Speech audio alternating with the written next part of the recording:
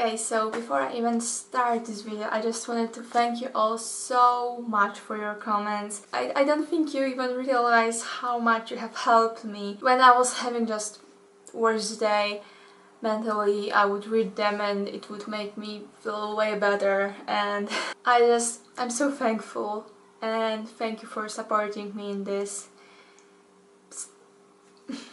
I'm speechless. Thank you so much for your words. They mean a lot to me, especially now, so thank you. Okay, last video. I'm not gonna lie, too long, too emotional. This video will probably be the same, so this video I got a lot of more subscribers and views, majority of them being from Poland. Please don't judge me.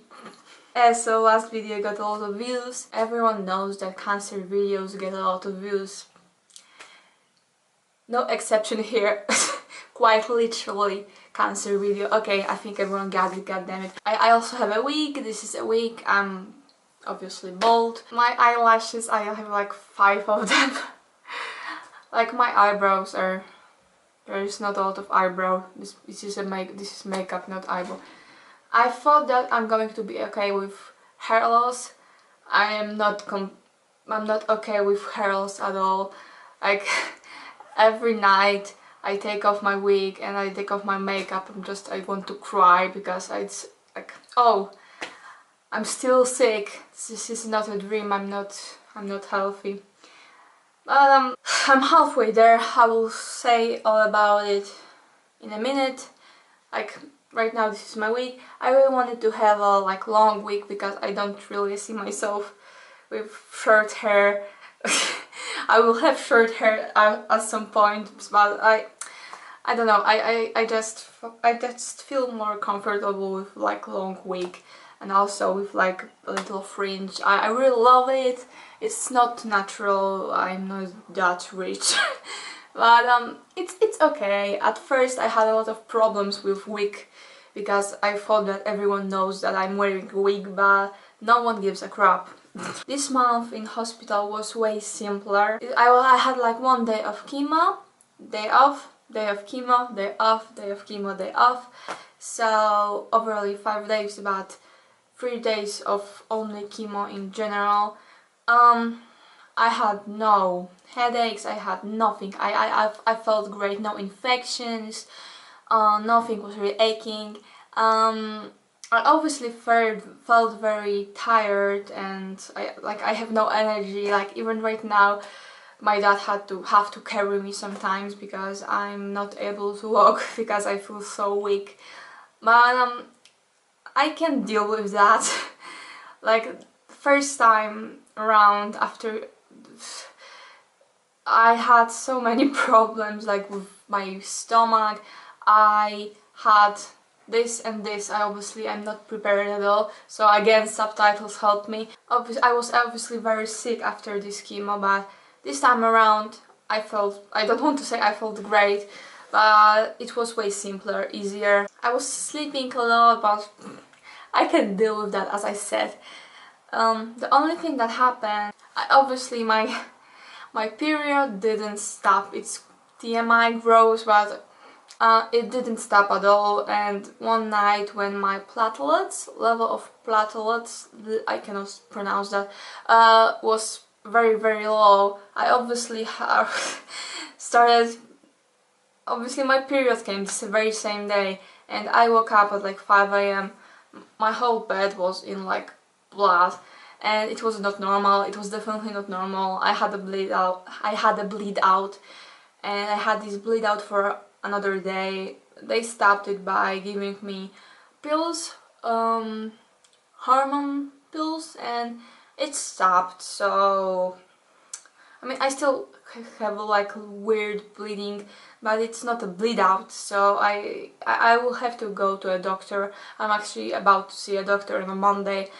So I hope it will be fine. I was in the hospital for 3.5 weeks, and doctor released me for a week to be home, and I will probably be back in the hospital next week. for another chemo, it would be like the last series of chemo, so overall I had like 3 series of chemo. I'm going to have the exact same chemo as I had this time around, so as I said, I'm hoping that my body will react the same again for like a month, and then marrow transplant. As I said in my last video, my brother, I have only one brother, he's 15 years old, and he can be a donor for 100%. I know now that we are 100% compatible, so actually our level of like is 10 out of 10, this scale of so it is very safe for me. I'm just going to pray that this transplant will go well. I will go for a month for another chemo next week, then I'm going to have like 2 or 3 weeks in home to be released in home, and then I'm going to go for a transplant. And transplant, it can even take up to like 2 months. I can be in the hospital for 2 months without rest. I can be in hospital without rest. That sounds kind of contradictory, but what I mean by that, with transplant I have to be in hospital for like 2 months all the time, no home, and actually no one can visit me at all. Like no one can visit me at all when I'm for my chemo sessions, for my chemo. Right now my family cannot visit me, but there is this door and there is this window, and I can like see my parents through this window. I can go to the hallway and see them. Obviously I cannot touch them, but we can talk through phones and see each other through window. I won't be able to do that with my when I will be having my transplant. Like I just cannot even, I don't think I will be even able to go to walk through the hallway. I will be able to, I will just be locked in hospital room for 2 months. I'm scared about that. But there is Skype. I'm going to bring my laptop for sure. I hope I will survive this. And yes, and after this transplant I will have to spend the whole year in home, because I will be like a newborn after this transplant. I will have to always get my vaccinations redone. I will have to really be careful to not catch any infection, because any infection after a transplant can be a life-threatening for me. So this is scary, but I can do it. I also learned that I could have died. That I was very sick when I first came there. I didn't feel that sick, but apparently I was very sick. And I learned that if I wouldn't drove back, and if I wouldn't do these blood tests, and because I knew that something is wrong only through this blood test that I've done on my own, because I just paid and gave them my blood to check, because I thought that something is wrong, and I was right. But if I didn't do that, I would probably be dead in like a month time, which is a very scary knowledge to have. And this time around, like, I don't think I acknowledged that I'm this sick, because I don't feel that sick. I'm obviously very weak, and it's annoying that I cannot walk too much without fainting because or like feeling very weak. This is annoying, but I still do not like acknowledge. I didn't acknowledge that I can die. This time around, when I was in the hospital for like a month, we have only 3 rooms on our ward, and and in each room there are 3 people. This time around 2 people have died, and actually I think I was the last person to talk to one lady before she passed away, and physically, mentally it took a toll on me, because I realized that I can die, and I still have these images in my head of like these people's families crying, and the fact that I felt fine and nothing was really happening to me and I was just feeling good, it doesn't mean that it all cannot go to shit at some point, because I can feel fine and then in like few hours something can happen that may cause death. Obviously I don't want that, I don't want to die, and I don't mentally think that oh I'm going to die, something will go wrong and I will die.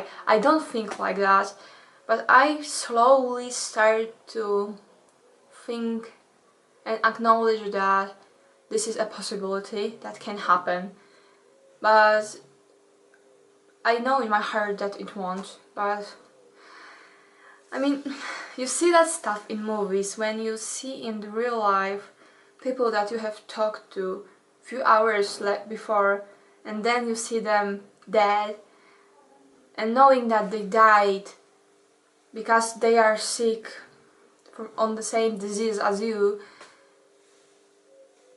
I cannot even describe it. It's just fear, sadness, mixture of a lot of emotions. When you see death all around you, it stays in your head and comes back usually when you try to fall asleep. But as I said, everything will be fine. Knowing that I have only like 1 chemo and then I'm going to have a transplant is really helping me, because I know like I'm almost halfway there. Almost. It's going to be okay. So that's what I'm going to believe. That's what I'm going to choose to believe in.